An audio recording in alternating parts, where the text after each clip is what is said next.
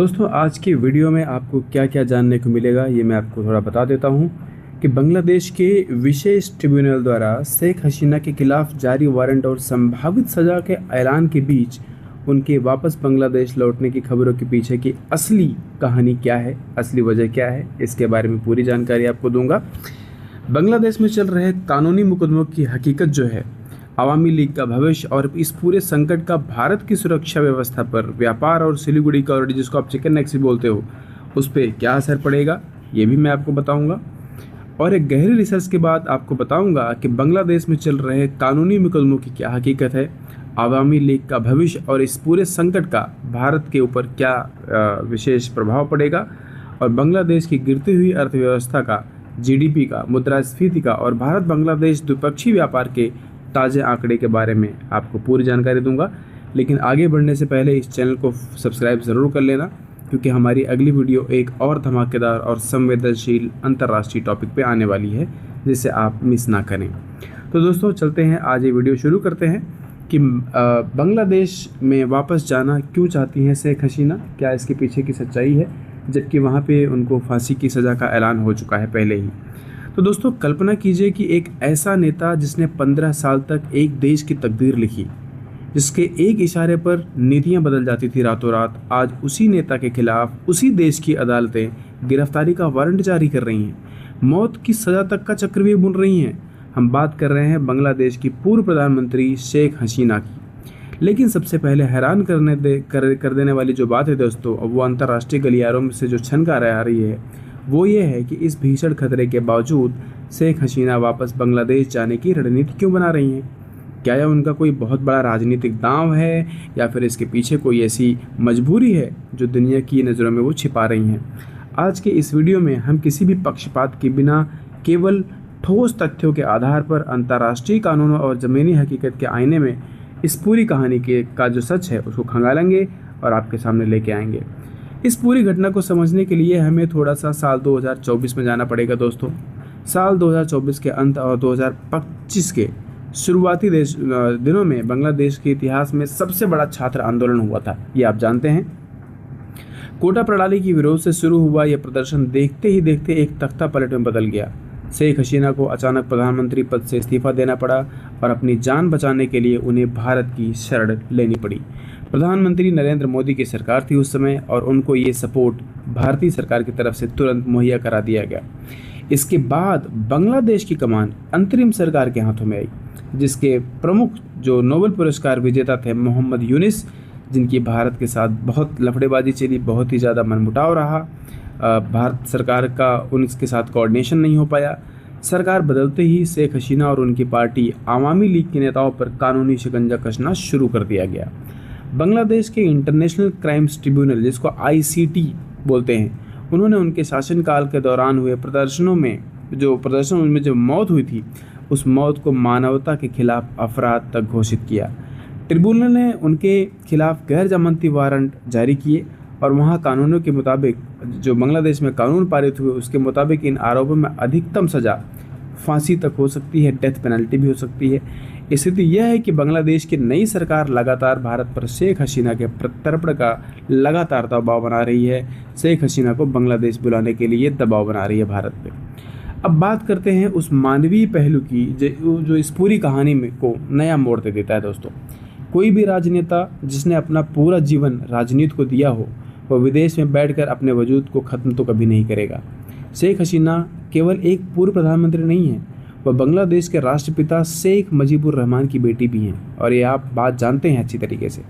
उनके समर्थकों और करीबी रणनीतिकारों का मानना है कि यदि वे लंबे समय तक देश से बाहर रहीं तो उनकी पार्टी आवामी लीग का नामो निशान हमेशा हमेशा के लिए बांग्लादेश से मिट जाएगा।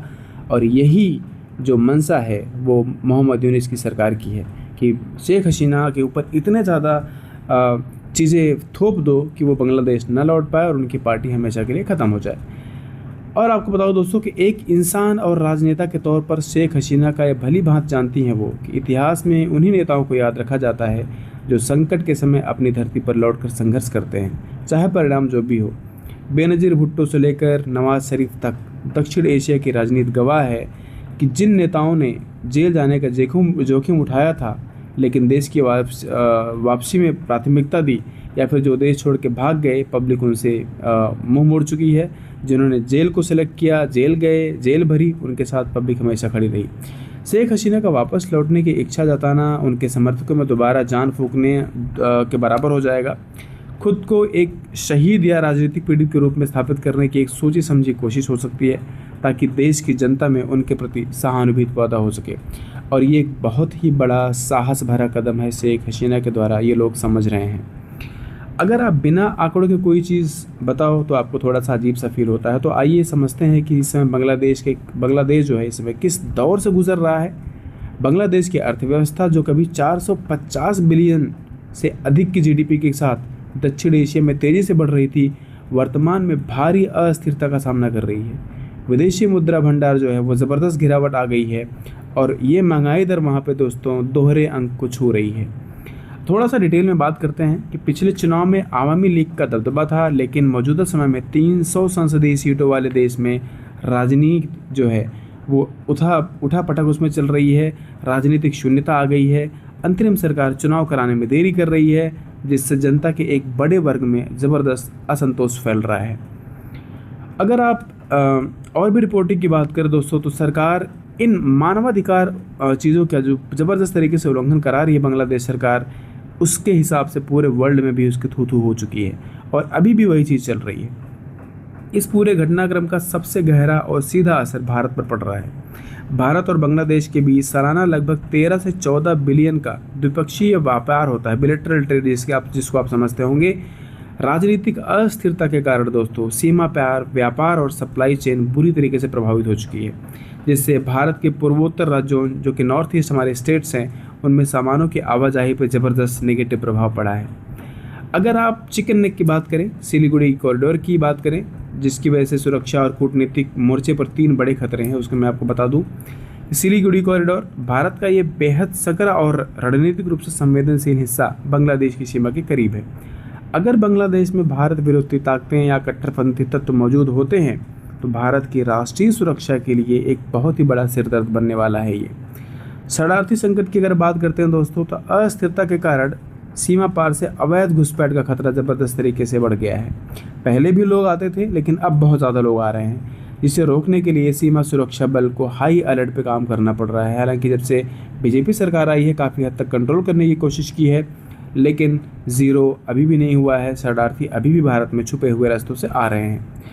अगर आप प्रत्यर्पण की कूटनीति की दुविधा की थोड़ा सा बात करें दोस्तों, तो भारत और बांग्लादेश के बीच 2013 में एक प्रत्यर्पण संधि हुई थी। आप उसके बारे में थोड़ा आपको बताना चाहूँगा कि यदि बांग्लादेश की अदालत शेख हसीना को दोषी ठहराकर भारत से उन्हें सौंपने की आधिकारिक मांग करती है, तो भारत के सामने एक बड़ी धर्म संकट की स्थिति होगी। अपने एक पुराने और विश्वसनीय मित्र को सौंपना भारत की कूटनीतिक साख पर बड़े बड़े सवाल पैदा कर देगा, और न सौंपने पर बांग्लादेश की नई सरकार के साथ संबंध हमेशा के लिए बिगड़ सकते हैं, और अभी भी बिगड़े हुए हैं। तो दोस्तों, कहानी की इस मोड़ पर आकर ये साफ हो जाता है कि शेख हसीना की बांग्लादेश लौटने की चाहत कोई साधारण फैसला नहीं है, बल्कि एक बेहद जोखिम भरा और बड़ा राजनीतिक दांव है। एक तरफ जहां उनके देश लौटने पर जेल और फांसी जैसी सख्त सजाओं का कानूनी फंदा तैयार होकर खड़ा हुआ है, वहीं दूसरी तरफ उनकी वापसी ही उनकी पार्टी के वजूद को बचा सकती है। दूसरा कोई ऑप्शन बचा ही नहीं है।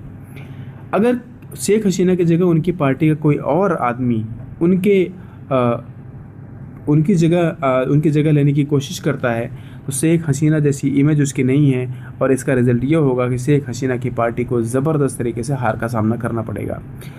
अगर वो लौटकर इस कानूनी चक्रव्यूह में फंसती हैं, तो क्या वो उसको भेद पाएंगी बांग्लादेश जाकर, या फिर दक्षिण एशिया की राजनीति में एक नया अध्याय लिखा जाएगा? बांग्लादेश की राजनीति में शेख हसीना को क्या फांसी पर चढ़ा दिया जाएगा? इस सब डिटेल के लिए जो भी होगा मैं आपको ज़रूर बताऊँगा, ये तो आने वाला वक्त ही बताएगा। अब इस पूरे मामले पर आपकी राय क्या है? आपको क्या लगता है कि शेख हसीना को अपनी जान और सज़ा का खतरा मोल लेकर बांग्लादेश जाना चाहिए, या फिर उन्हें भारत में रहकर ही सही समय का इंतज़ार करना चाहिए? अपनी राय नीचे कमेंट्स बॉक्स में लिखकर पूरी शालीनता और तथ्यों के आधार पर ज़रूर साझा करें। अगर आपको यह निष्पक्ष और गहरी रिसर्च वाली वीडियो पसंद आई है, तो अपने दोस्तों के साथ शेयर करें, वीडियो को लाइक करें, और हाँ, चैनल को फॉलो करना ना भूलें, क्योंकि हम फिर से मिलेंगे एक और ऐसी ही वीडियो के साथ। तब तक के लिए अपना ख्याल रखें। जय हिंद, वंदे मातरम।